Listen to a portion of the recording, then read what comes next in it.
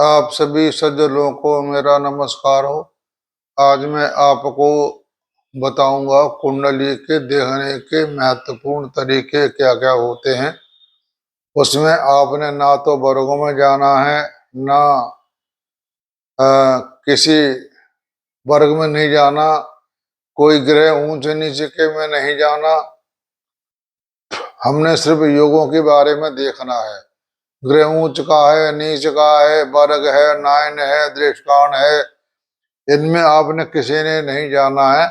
हमने सिर्फ योगों के बारे में देखना है। मैं योगों के बारे में आपको जो जो जानकारी दे चुका हूँ वही योग में लगा के आपको कुंडली पर दिखाऊंगा। अभी मैं आपको नियम बता देता हूँ। इन नियमों को आप ध्यानपूर्वक से सुनो। नंबर 1 सकट योग। नंबर 2 नवम भाव भाग्य भाव। नंबर 3 दसम भाव कर्म भाव। नंबर 4 आय भाव 11 भाव। ये हमारे जो 4 भाव हैं, इसमें से किसी भी कुंडली पर सकट योग लग गया तो सारे करे करा पे पानी फिर जाता है, उसका फल अच्छा नहीं मिलेगा। नंबर 2, अगर किसी के भाग्य का फल अच्छा नहीं है, मगर नवम भाव में ग्रहों की दृष्टि या ग्रहों की स्थिति ठीक नहीं है, तो भी उसका कुंडली में कोई फलादित अच्छा नहीं निकलेगा। दसम भाव हमारा कर्म भाव हो गया, उसके कर्म भाव ठीक नहीं है, कर्म भाव में ग्रहों की दृष्टि या ग्रहों की स्थिति नहीं है या है, उसी आधार पर फल मिलेगा। और नंबर मतलब पहला भाव वो सकट योग, नवम भाव की कमजोरी, दसम भाव की कमजोरी कर्म भाव की, और 11 भाव आभाव की कमजोरी होगी तो उसको फल अच्छा नहीं मिलेगा।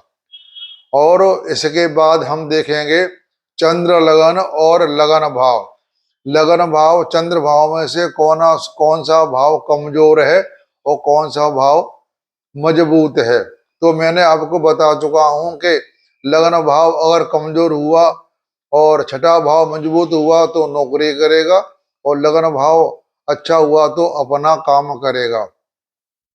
उसके बाद मैं आपके योगों पर आता हूं।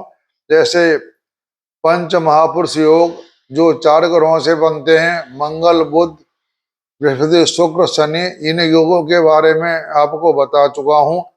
और उसके बाद हमने देखना है विष्णु स्थान और लक्ष्मी स्थान।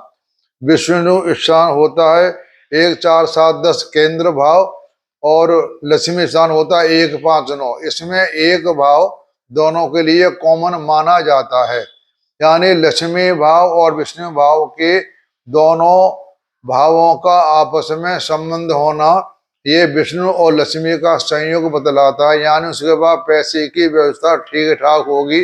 अगर 4 4 7 10 और 5 9 भावों के आपस में ग्रहों के द्वारा संबंध बनेगा तो उसका ठीक हिसाब बन जाएगा।